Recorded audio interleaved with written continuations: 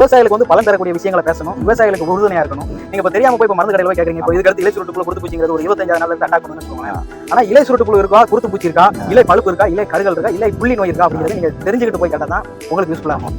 படிச்சவங்க படிக்கிறோம். விவசாயம் வந்து மக்கள் வந்து எல்லாரும் கண்டிப்பா வந்து பண்ணணும். ஏன்னா விவசாயம் வந்து வர அழிஞ்சிட்டே வருது, லாபம் இல்லாத இதுல எல்லாத்தையும் விட்டுட்டு வேலை போறாங்க. நாளைக்கு சாப்பாட்டுக்கு என்ன வேணும், என்ன பண்ணணும் அப்படிங்கிறது மக்கள் வந்து யோசிக்கவே மாட்டாங்க. களைக்கொல்லி அப்படிங்கிறது 2ல இருந்து 3 நாளுக்குள்ள போடணும். ஒரு சில களைக்கொல்லி 15 நாள் வரை போட்டுக்கலாம். கேக் உரம் வந்து அடி உரமா பயன்படுத்தணும்.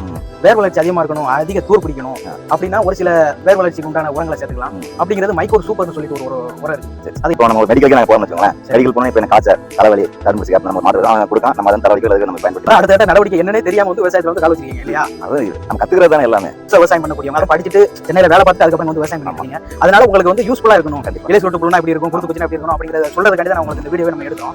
ஏன்னா சிவகிரி தேவிப்பட்டினத்துல வந்து ஒரு ஆடு 15 ஏக்கர் 20 ஏக்கர் போட்டாங்க. அவங்களுக்கு லாபம் இல்லாம போடுவாங்க. யோசிச்சு பாருங்க. அப்படின்னா இலை சுட்டு புல்லுக்கு என்ன மருந்து பயன்படுத்தணும், இலை பழுப்புக்கு என்ன மருந்து பயன்படுத்தணும் அப்படிங்கிறது தெரிஞ்சுட்டு போய் வாங்குறதுனால உங்களுக்கு விலைங்கிறது கொஞ்சம் கம்மியா இருக்கு. இப்போ நீங்க விவசாயம் செய்யணும் அப்படின்னா வீட்டுல விடாங்களா, விட மாட்டாங்க. அப்படி பல நெருக்கடியை தாண்டி தான் நீங்க வந்து விவசாய கால் வச்சிருக்காங்க. இன்னும் உங்க விவசாயம் வந்து மென்மேல வளர்றதுக்கு வாழ்த்துக்கள். சும்மா மருந்து சேர்த்து கொடுப்பாங்க, ஏன்னா அதே அவங்க விற்கணும், சேல்ஸ் பண்ணணும் அப்படிங்கிற ஒரு நோக்கத்துக்காக கொடுப்பாங்க. நம்ம வந்து ஒரு உழைச்சு வாழணும், சம்பாதிக்கணும், பத்த காசு சாப்பாட்டுக்காண்டி அதுக்கெல்லாம் போறோம். ஆனா சாப்பாடு எங்க இருந்து வருது? விவசாயத்துல இருந்து, நெல்ல இருந்து, எல்லா விவசாயத்துல தான் வருது. நம்ம அதுக்காண்டி எல்லாம் அங்கே கஷ்டப்பட்டு அங்கே சென்னையில ஓடி செஞ்சு நம்ம எல்லாம் வேலை பார்த்துக்கிறோம். நம்ம வந்து இப்போ விவசாயத்தில் நம்மளே இறங்குவோம், நம்மளே பண்ணுவோம் அப்படிங்கிறனால நான் இப்போ வந்து இறங்கிருக்கேன். இது மாதிரி விஷயங்கள்லாம் நீங்க கத்துக்கிட்டு போய் விவசாயம் பண்ணும்போது உங்க அப்பாவே பெருமைப்படுவாங்க. கண்டிப்பா. ஏன்னா நீங்க சென்னையில வந்து வேலை பார்த்துட்டு இங்க வந்து விவசாயம் பண்றது அவங்க அதுலயே ஒரு பெருமை. ஆனா சாப்பிடறதுக்கு தான் சோற தேடுவாங்க. விவசாயிகள் யாரும் மதிக்காங்களா? அதனால வேலையெல்லாம் எனக்கு வேண்டாம், விவசாயத்தை பார்ப்போம். இப்போ புதுசாக அதனால நீங்க உங்களுக்கு ஆனா இவ்வளவு பேசுறது உண்மையாவே மகிழ்ச்சியா இருக்கு. வீடியோ வந்து ஒரு பையன் வந்து ஒரு லிங்க் அனுப்பிவிட்டான். அவங்க வீடியோ எல்லாத்தையும் பார்க்கும்போது அது எல்லாமே பயனுள்ள வீடியோவா தான் இருந்துச்சு. எல்லாத்துக்கும் விவசாயத்துக்கு நல்ல பயனுள்ள வீடியோவா இருக்கு. அதனால இன்னைக்கு வந்து நம்ம தொழில் அடிச்சு நாட்டு நட போறாங்க. அதனால சரி வாங்க, உங்களுக்கு அதனால கான்டாக்ட் நம்பர் எடுத்து உங்களுக்கு கால் பண்ணி மிக்க மகிழ்ச்சியான உலகை காப்போம், உழவை மீட்போம். நான் வந்து இப்போ டிகிரி முடிச்சிருக்கேன். 3 வருஷமா சென்னையில தான் வேலை பார்க்கேன். வேலை பார்த்து 30 ரூபாயில இருந்து 40 ரூபாய் சம்பளம் வந்துட்டு இருக்கு. எதுக்கான இப்போ பசங்க கூட விவசாயம் பார்க்க போறேன் அப்படின்னு பசங்கிட்ட சொன்னேன். அவங்க வாடா விவசாயத்துல நம்பாத, விவசாயத்துல லாபம் கிடையாது, ஒண்ணு கிடையாதுன்னு சொல்றாங்க. இருந்தாலும் இப்போ நம்ம இடத்துல நம்ம குத்தகைக்கு அந்த மாதிரி விடதோட நீ வந்து பாரு அப்படின்னு சொல்றாங்க. நம்மளும் சரி விவசாயம் இப்போ எதுக்காண்டி போற சென்னைக்கு நீங்களே சொல்லுங்க. நம்ம வந்து ஒரு உழைச்சி வாழணும், சம்பாதிக்கணும், பத்தா காசு, அது சாப்பாட்டுக்காண்டி அதுக்கு தான் போறோம். ஆனா சாப்பாடு எங்க இருந்து வருது? விவசாயத்துல இருந்து, நெல்ல இருந்து, எல்லா விவசாயத்துல தான் வருது. நம்ம அதுக்காண்டி தான் எல்லாம் அங்கே கஷ்டப்பட்டு இங்கே அங்கே சென்னையில ஓடி செஞ்சு நம்ம எல்லாம் வேலை பார்த்துட்டு கிடக்கும். நம்ம வந்து இப்போ விவசாயத்தில் நம்மளே இறங்குவோம், நம்மளே பண்ணுவோம் அப்படிங்கிறனால நான் இப்போ வந்து இறங்கியிருக்கேன். உங்கள் வீடியோ வந்து ஒரு பையன் வந்து ஒரு லிங்க் அனுப்பிவிட்டான். அப்போ உங்கள் வீடியோ எல்லாத்தையும் பார்க்கும்போது அது எல்லாமே பயனுள்ள வீடியோவாக தான் இருந்துச்சு. சரி எல்லாத்துக்கும் விவசாயத்துக்கு நல்ல பயனுள்ள வீடியோவாக இருக்குது. அதனால இன்னைக்கு வந்து நம்ம தொழில் அடிச்சு நாற்று நட போகிறாங்க. அதனால சரி வாங்க, உங்களுக்கு அதனால கான்டாக்ட் நம்பர் எடுத்து உங்களுக்கு கால் பண்ணி வாங்க, நேரிலே வாங்க, நம்ம பேசுவோம் அப்படிங்கிறனால வர சொல்லியிருந்தேன். எல்லாம் படித்தவங்களும் படிக்கலையோ விவசாயம் வந்து மக்கள் வந்து எல்லாரும் கண்டிப்பாக இதை வந்து பண்ணணும்.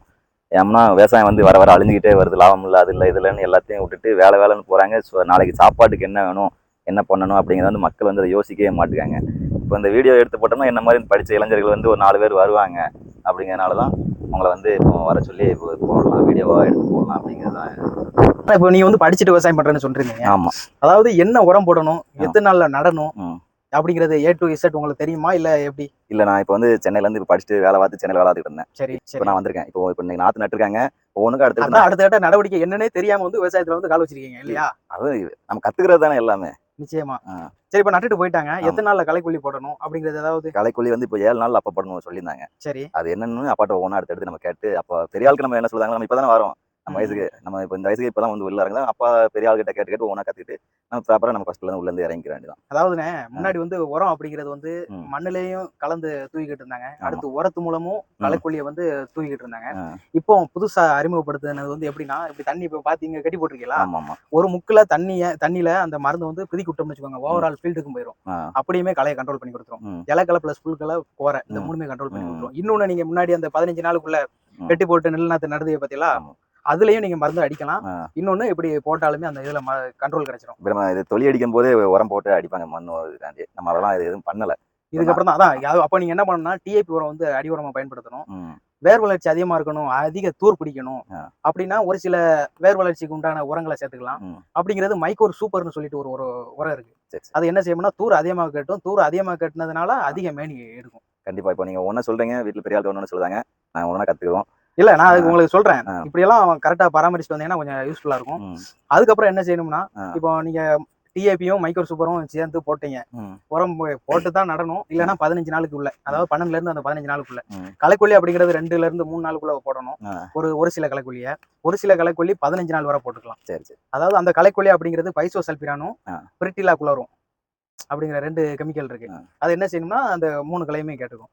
அதுக்கப்புறம் ஒரு 30 நாள் ஒரு 25வது நாள்லயும் ஒரு உரம் போடணும். சரி. அந்த உரம் போடுறது அதெல்லாம் நான் உங்களுக்கு எடுத்து சொல்லியிருக்கேன். அதாவது ஆமா. நீங்க வந்து போன் அடிச்சு இது மாதிரி நாங்க நெல் நட போறோம் அப்படிங்கிறதுக்காண்டி தான் கூப்பிட்டுருந்தீங்க. ஆமா. புதுசா விவசாயம் பண்ணக்கூடியவங்க அதுவும் படிச்சுட்டு சென்னையில வேலை பார்த்துட்டு அதுக்கப்புறம் இங்க வந்து விவசாயம் பண்ணிட்டு இருக்கீங்க.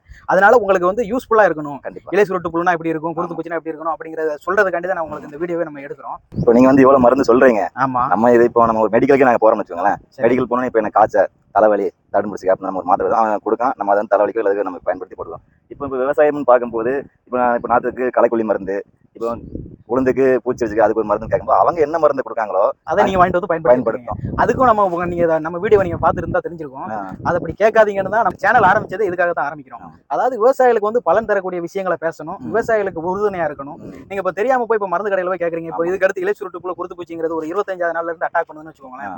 ஆனா இலை சுருட்டு புழு இருக்கா, குருத்து பூச்சி இருக்கா, இலை பழுப்பு இருக்கா, இலை கருகள் இருக்கா, இலை புள்ளி நோய் இருக்கா அப்படிங்கறது நீங்க தெரிஞ்சுக்கிட்டு போய் கேட்டா தான் உங்களுக்கு யூஸ்ஃபுல்லா இருக்கும். இன்னொன்னு இலை சுருட்டு புழு அப்படிங்கிறது தெரியாமலே நீங்க போய் கடையில வாங்கிட்டு வந்தேன்னு வச்சுக்கோங்களேன். உங்களுக்கு தான் இப்போ ஐயா வந்து சொன்னாப்ல விலையை வந்து அதிகப்படுத்துறது நெல் போட்டதுல எங்களுக்கு லாபமே இல்லை. ஆனா இதே எடுத்துக்கிட்டீங்கன்னா சிவகிரி தேவிப்பட்டினத்துல வந்து ஒரு ஆளு 15 ஏக்கர் 20 ஏக்கர் போடுறாங்க. அவங்களுக்கு லாபம் இல்லாமல போடுவாங்க. யோசித்து பாருங்க.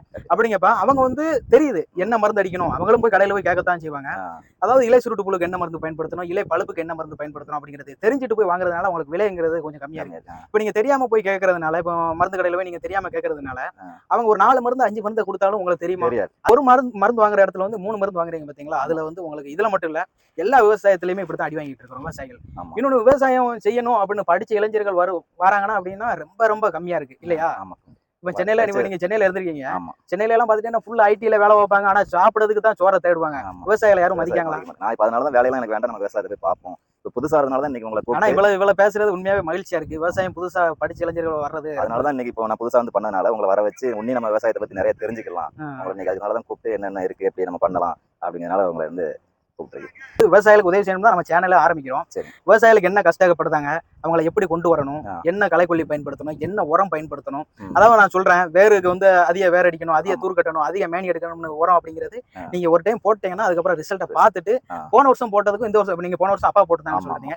இந்த வருஷம் இப்ப நீங்க புதுசா வர்றதுனால இப்ப நீங்க இது மாதிரி விஷயங்கள்லாம் நீங்க கத்துக்கிட்டு போய் விவசாயம் பண்ணும்போது உங்க அப்பாவே பெருமைப்படுவாங்க. கண்டிப்பா. ஏன்னா நீங்க சென்னையில வந்து வேலை பார்த்துட்டு இங்க வந்து விவசாயம் பண்றது அவங்க அதுலயே ஒரு பெருமை. ஆனா ஒரு சில வீட்டுல வந்து பேரண்ட்ஸ் வந்து விட மாட்டேங்காங்க. விவசாயம் இப்ப நானே இருக்கேன்னா விவசாயம் செய்யணும் அப்படின்னா வீட்டுல விடுறாங்களா? விட மாட்டேங்காங்க. அப்படி பல நெருக்கடியை தாண்டி தான் நீங்க வந்து இங்க வந்து விவசாய கால் வச்சிருக்கீங்க. இன்னும் உங்க விவசாயம் வந்து மென்மேலும் வளர்றதுக்கு வாழ்த்துக்கள். கண்டிப்பா. விவசாய சொந்தங்கள் அனைவர்களுக்கும் வணக்கம். அதாவது அண்ணன் சொன்ன மாதிரி அவங்களுக்கு வந்து என்ன உரம் போடணும், என்ன களைக்கொல்லி பயன்படுத்தணும் அப்படிங்கிறது வந்து இவங்களா போய் கடையில போய் கேட்கறாங்க. நம்ம ஆல்ரெடி வீடியோவும் பதிவு செஞ்சிருக்கிறோம். அந்த வீடியோல என்ன சொல்லியிருக்கிறோம்னா, நீங்க தெரிஞ்சுட்டு போய் கேளுங்க, இல்லைன்னா 4 விவசாயிகிட்ட கேளுங்க. அவங்க சரியான முறையில சொன்னாங்கன்னா அதை போய் கேட்டு வாங்க. அதாவது கெமிக்கல் பேரோ இல்ல கம்பெனி பேரோ, கம்பெனிங்கிறது 100க்கும் மேற்பட்ட கம்பெனிகள் இருக்கு. அந்த கம்பெனி மருந்து நல்லா வேலை செய்யுமா செய்யாதா அப்படிங்கிறது விவசாயிகளுக்கு தெரியும். இன்னொன்னு நம்மள மாதிரி யூடியூபர்ஸ் உதவி செய்யணும் நினைக்கக்கூடிய யூடியூபர்ஸ் வந்து கண்டிப்பா சொல்லுவாங்க. அதே மாதிரி என்னுடைய கான்டாக்ட் நம்பரும் கொடுக்குறேன்.